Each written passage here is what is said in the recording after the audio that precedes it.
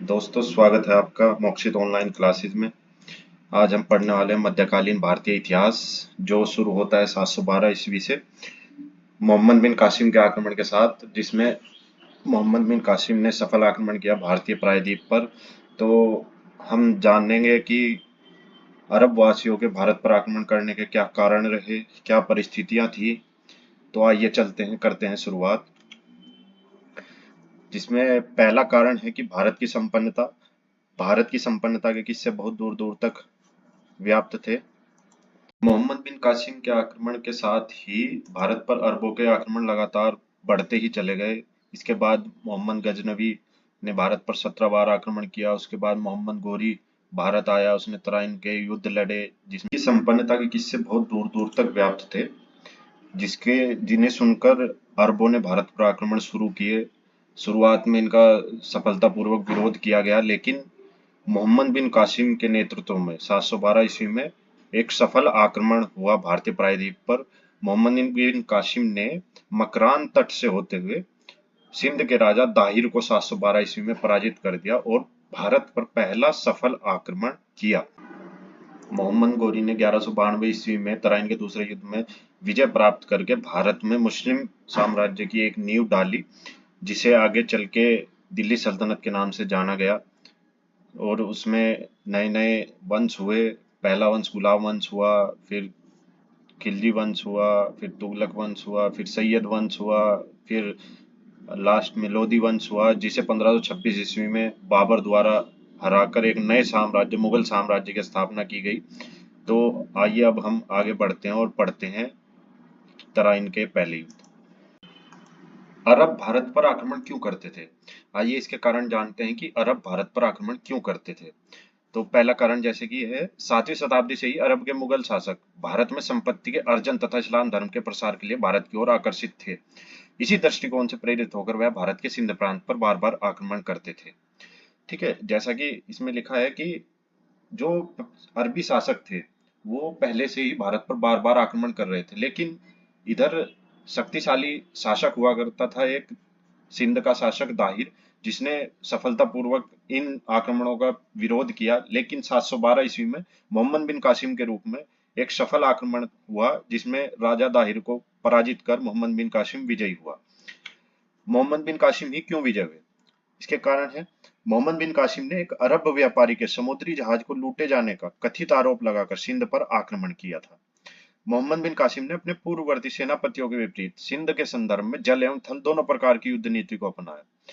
मोहम्मद बिन कासिम जो था 712 ईस्वी में, उसने एक अरब व्यापारी जहाज था जो लुटेरों ने लूट लिया था, लेकिन इसने आरोप लगाया कि यह सिंध के राजा दाहिर ने आक्रमण करके लूटा है।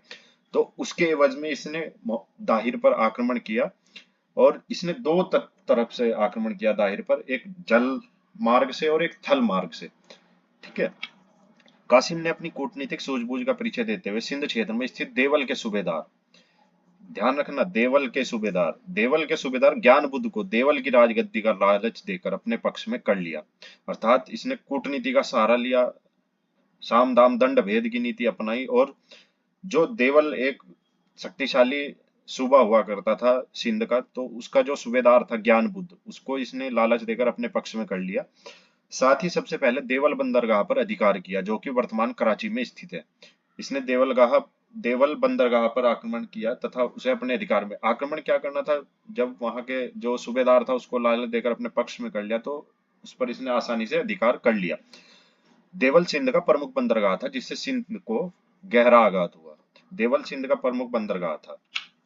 इसके बाद मकरान तट के रास्ते कासिम ने सिंध पर आक्रमण किया।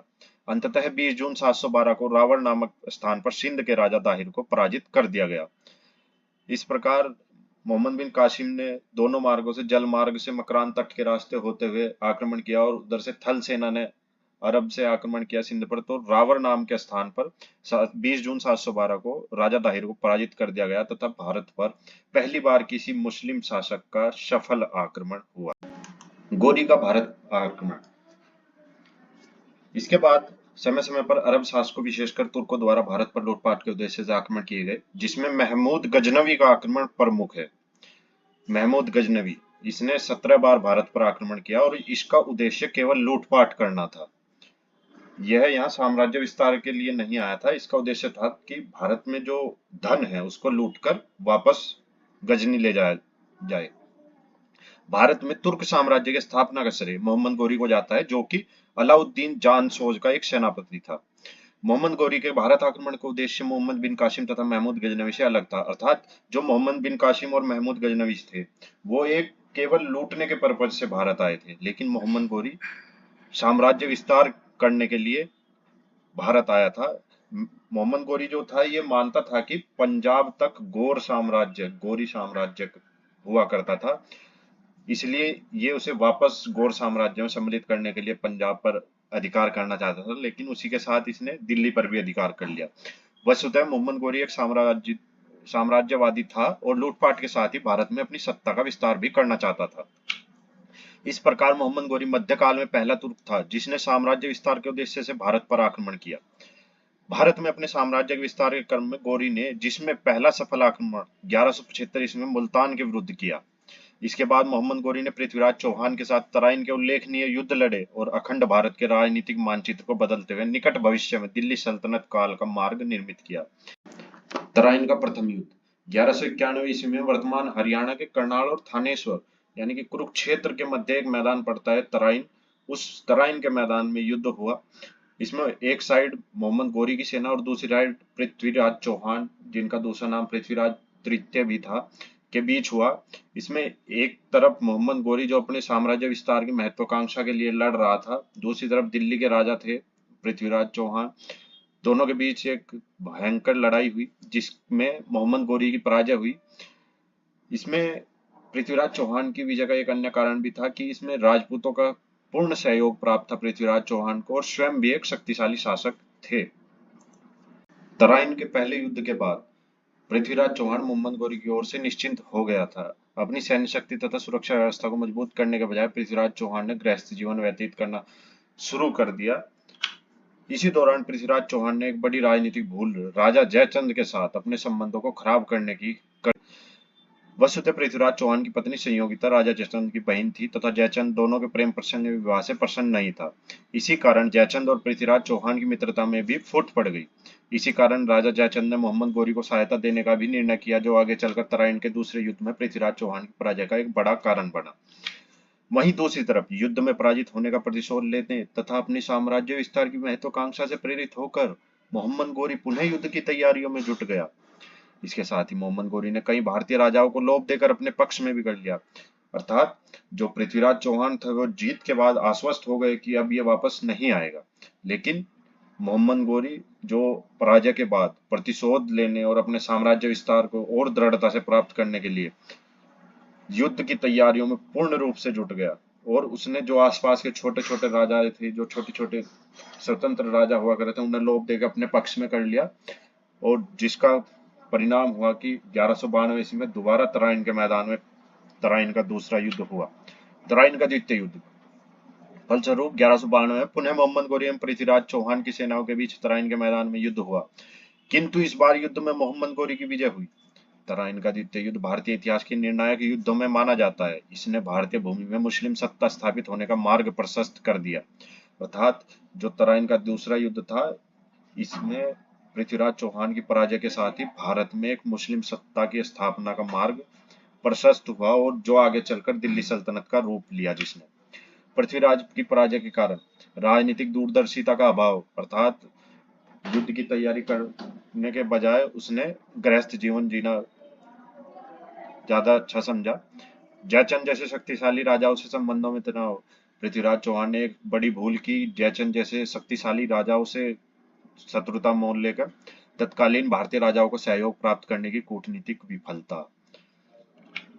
पृथ्वीराज चौहान की एक पराजय का एक अन्य प्रमुख कारण था उसके द्वारा सेना में हाथियों का प्रयोग किया जाना था, जबकि मोहम्मद गोरी के पास कुशल घुड़सवार सैनिकों का दस्ता था। इसके अलावा मोहम्मद गोरी ने युद्ध नीति का पालन नहीं करते हुए, बहुत हरामी व्यक्ति था मोहम्मद गोरी, ये कभी कभी रात में भी हमला कर देता था, लेकिन पृथ्वीराज चौहान राजपूत धर्म या क्षत्रिय धर्म का पालन करते हुए रात में आक्रमण नहीं करते थे, लेकिन मोहम्मद गोरी रात में भी आक्रमण कर देता था, जिससे दोगुनी सेना होने के कारण भी इसी कारण मोहम्मद गोरी की सेना की तुलना में लगभग दोगुनी सेना होने के कारण पृथ्वीराज चौहान पराजित हो गया।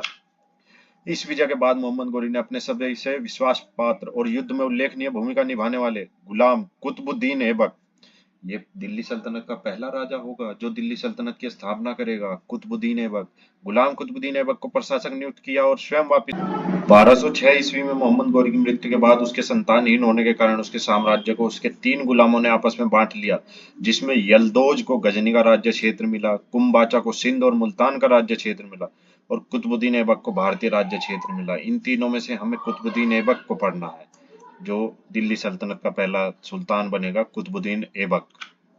मोहम्मद गोरी की मौत के बाद कुतुबुद्दीन ऐबक ने 1206 में गुलाम वंश की स्थापना की, जिसके साथ ही दिल्ली सल्तनत का उदय हुआ।